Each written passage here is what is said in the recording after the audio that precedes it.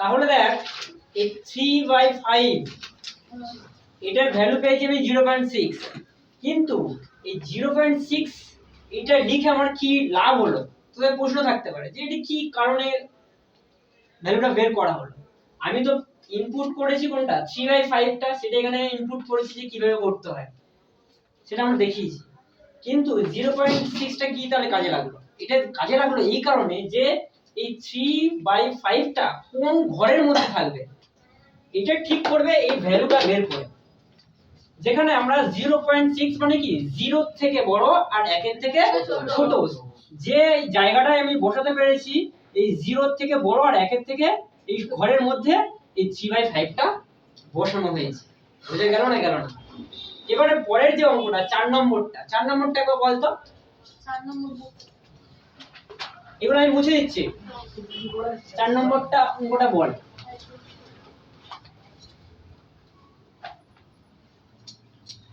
তাহলে অঙ্কটা একটু বল, কত আছে? 9/2। 9/2, তাই তো?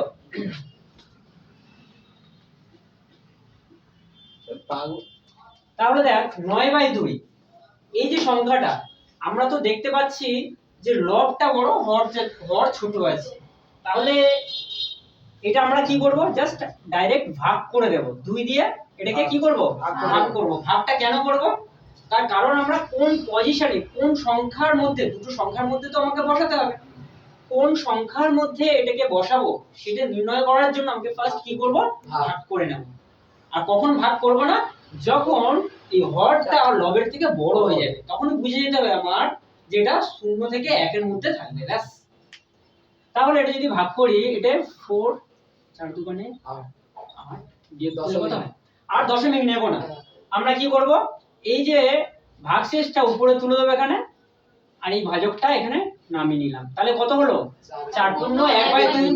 অর্থাৎ এই যে ভ্যালুটা আমরা পেয়েছি 4 পূর্ণ 1/2, অর্থাৎ কি পাচ্ছি আমরা এখানে 4 থেকে 5 এর মধ্যে আছে না এই যে ভ্যালুটা? 4 থেকে 5 এর মধ্যে আছে না?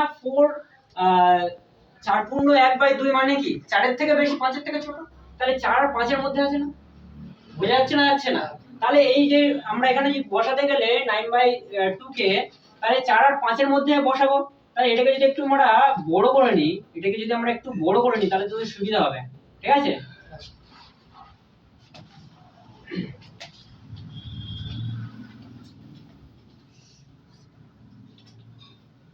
এইদিকে 4 দিলাম, এইদিকে 5 দিলাম, আর এখানে কটা ডিভাইডে ভাগ করব সেটা কিভাবে করব? এই নিচের যে সংখ্যাটা থাকবে এখানে 2 আছে, অর্থাৎ এখান থেকে এই ফার্স্টের ঘরটায় বাদ দিয়ে দুটো ঘর এখানে টানতে হবে, অর্থাৎ এই একটা আর এই একটা, দুটো। এই নিচের যে সংখ্যাটা থাকবে সেটা হচ্ছে কত ঘর টানবো এখানে, আর উপরে যেটা থাকবে সেটা হচ্ছে তার ভ্যালু বা মান, এটা হচ্ছে 1। এই ভ্যালুটা অ্যানসার আসলো, অর্থাৎ এটাকে আমরা b মান দিয়ে ইকুয়াল টু 9/2 ইউজ করতে পারি। বুঝে গেল? আর কোনো সমস্যা আছে? নিশ্চয়ই নিজেরা পারবি। আমি 4 এর দাগে যদি চলে যাই, 4 এর দাগে চলে যায়, ঠিক আছে? পুরোটা মুছে দিচ্ছি একটু।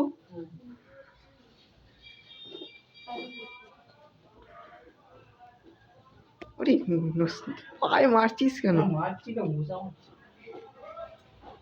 4 এর কি আছে? 4 এর বলেছে কি যে প্রতিটি ক্ষেত্রে মূলদ সংখ্যা দুটির মধ্যে একটি মূলদ সংখ্যা লিখে এবং সংখ্যা রেখা বসাই।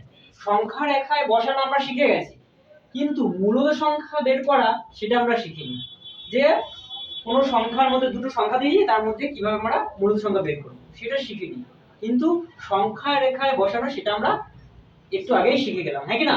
তাহলে আমরা এটা শিখে নিই কিভাবে বের করব। 4 আর 5 এর মধ্যে আমার দুটো মূলদ সংখ্যা বের করতে বলেছে নাকি একটি বলেছে, তাই তো? তাহলে কি বলেছে? 4 এর দাগের অঙ্ক 4 আর 5 এর মধ্যে, 4 ও 5 মানে 4 and 5 এর মধ্যে একটি মূলদ সংখ্যা, এটা বের করতে বলেছে না, তাই তো? তাহলে এটা কিভাবে বের করব? এটা ভালো করে দেখ। আমরা জানি কি 4 এর পর 5 হয়, 4-এর পর আর অন্য কোনো সংখ্যা আমরা জানি না, নাকি না? তাহলে 4 আর 5-এর মধ্যে আবার একটি মূলদ সংখ্যা, সেটা আবার কিভাবে? কিন্তু মূলদ সংখ্যা মানে আমরা জানি যে একটা ভগ্নাংশ আকারে তৈরি হবে, কি বাই কিউ আকারে। তাহলে নিশ্চয়ই 4 আর 5-এর মাঝখানে আমরা পয়েন্টে দিয়ে বা এটা লিখতে পারি এরকম 4.1 এরকম লিখতে পারি, 4.2 এরকম লিখতে পারি, 4.3 আপ টু 5 পর্যন্ত লিখতে পারি। 5টাকে লিখবো না। তাহলে এই যে সংখ্যা, আমরা একটা সংখ্যা বলেছি, এবার এটা কি মূলদ সংখ্যা বলতে পারবো? কি হবে? এই 4-1টাকে একসঙ্গে লিখে আর এই পয়েন্টটাকে যদি আমরা পয়েন্টার জন্য 1 দিই আর পয়েন্টের পরে একটা ঘরের জন্য 0 দিই, তাহলে এটা p আর এটা q, তাহলে এটা মূলদ সংখ্যা হয়ে গেল। যেহেতু আমার 4 আর 5-এর মধ্যে বলেছে, একটা বলেছে, আমি অনেকগুলো লিখে দিতে পারি। বোঝা গেল? এটা ছাড়া আরেকটা উপায়, সেটা কি? একটা ফর্মুলা আছে আমাদের, যে যখন কোনো দুটো সংখ্যার মধ্যে একটি মূলদ সংখ্যা চাইবে, তার ফর্মুলা, একটি মূলদ সংখ্যা বের করার ফর্মুলা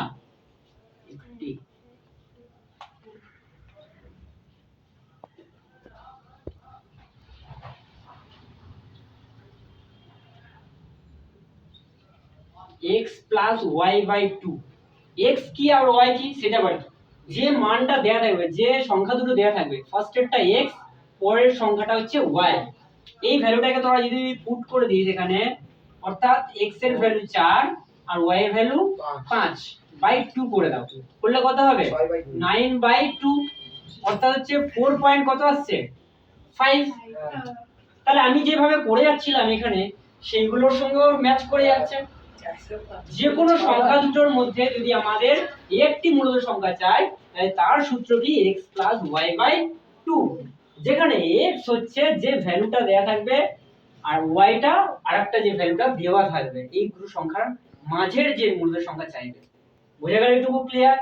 দুটো প্রসেসে করা যায়, এটাও করা যাবে, এটাও করা যাবে, আরেকটাও করা যায়, কিন্তু আমি অত ডিটেইলস দেখাচ্ছি না। এবারে চলে যাই আমি, এটা সহজ গেল। এবারে আমরা কঠিন একটা যাই, যেমন হচ্ছে 3-এর অঙ্কটা। এটা 4-এর 1-এর ছিল, 3-এর অঙ্কতে যদি আমরা যাই, 3-এরটা কি আছে দেখ, 1/4, তাই তো? আর কি আছে? 1/2। ও 1/2। তাহলে এই দুটোর মধ্যে একটা মূলদ সংখ্যা বের করব কি করে, হ্যাঁ কি না? তাহলে এটা বের করতে গেলে কি করব? এটারও আমরা আরেকটা প্রসেস দেখাবো। এই প্রসেস তো করা যাবেই, সেটা আমি আগে দেখে দিচ্ছি এই প্রসেস কিভাবে হয়। x প্লাস y বাই 2, তাহলে x এর ভ্যালু কত পাচ্ছি আমরা? ফার্স্টেরটা 1/4, সেটা এখানে ইউজ করো, 1/4 প্লাস y এর ভ্যালু কত পেয়েছি? 1/2, 1/2 আর ডিভাইড বাই এই 2টা ইউজ করো, করলে কত হবে?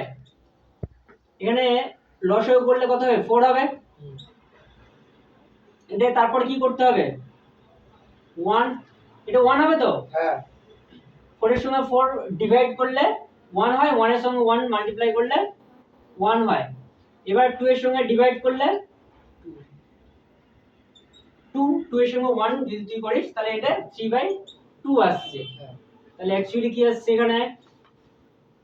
3/4 ডিভাইডেড বাই 2। এবারে দেখ, এইখানটা একটা মজার ব্যাপার, উপরে ভগ্নাংশ আকারে, নিচে কোনো ভগ্নাংশ নেই, তাহলে নিচের সংখ্যাটাকে একটু ভগ্নাংশ যদি করে নিই, তাহলে অঙ্কটা আমাদের ইজি হয়ে যাবে। 1 ধরে নে, তাহলে কি হয়ে যাবে? আমরা যে উপরের যে ভগ্নাংশটা ছিল, সেই ভগ্নাংশটাকে আগে লিখে নেব 3/4, আর এই যে ডিভাইড বাই সাইনটা আছে, এটাকে আমরা মাল্টিপ্লাই চিহ্ন দিয়ে এটাকে উল্টে দিতে পারি, 1/2, তাই কি না?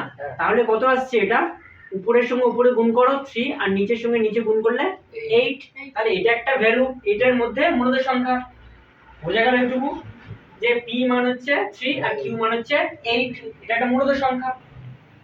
এই প্রসেস ছাড়া আমি যদি অন্যরকম ভাবে যাই, তাহলে কিভাবে এটার মধ্যে এটা বের করব সেটাই এবার দেখাই।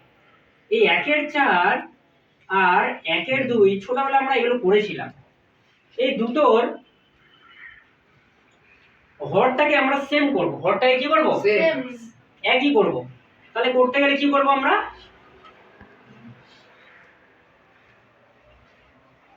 এই ফার্স্ট সংখ্যার যে হরটা আছে দ্বিতীয় সংখ্যার সঙ্গে অ্যাডজাস্ট করতে গেলে এখানে 2 গুণ করে দেন, সেই 2টা এই উপরে তুলে দে, আর এখানে 1 গুণ করে উপরে সেটা তুলে দে। কেন এখানে 2 কেন গুণ করলাম আর এখানে 1 কেন গুণ করলাম?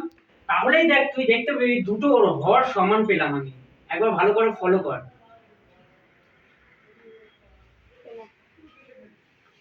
ঠিক করলাম না ভুল করলাম? নিচে হর সমান করার জন্য আমাকে এখানে 2 গুণ করতে হলো, আর এখানে অলরেডি 2 2 তে 4 হয়ে যায়, আর 4 এর সঙ্গে 1 গুণ করলে 4 হয়। তাহলে নিচের যে হরটা সমান হয়ে গেল। তাহলে এবার এই নিচে সমান আছে, এবার 1 আর উপরেরটা দেখ, এবার 1 আর এই 2 এর মাঝখানে কোনো সংখ্যা আর পাবো আমরা? তাহলে কি করব? এই যে সংখ্যাটা পেলাম আমরা, এই সংখ্যার সঙ্গে আবার 2 মাল্টিপ্লাই করে দাম। আমি পাচ্ছি না বলে এখান থেকে 1 আর 2 এর মাঝখানে কোনো সংখ্যা পাচ্ছি না বলে আবার এদের সঙ্গে 2 গুণ করে দাও। তাহলে দেখ কি পাবো আমরা? 2/8, আর এখানটা পাবো কি 4/8। এইবারে দেখ নিচে তো এই 8 সমান হর, আর উপরে কত আছে 2 আর 4। এই 2 আর 4 এর মাঝখানে কোনো সংখ্যা আমরা পাবো? কত? 3। তাহলে আমরা কি লিখতে পারি অ্যানসারটা এখানটায়? 3/8, যেটা এখানে অ্যানসারে মিললো। বুঝা গেল না? গেল না? যদি আরো সংখ্যা চাইতো, আমার একটা যদি ভ্যালু না বলে আমার যদি 2 বা 3টে চাইতো, কি করতাম? আবার এর সাথে উপর নিচে 2 দিয়ে গুণ করে দিতাম বা 3 দিয়ে গুণ করে দিতাম, যাতে আমার এই হরটা যেন সেম থাকে। তাহলেই আমরা দুটোর মাঝখানের মূলদ সংখ্যা বের করতে পারবো। মাথায় ঢুকছে না? ঢুকছে না? তাহলে ক্লিয়ার হয়ে গেল?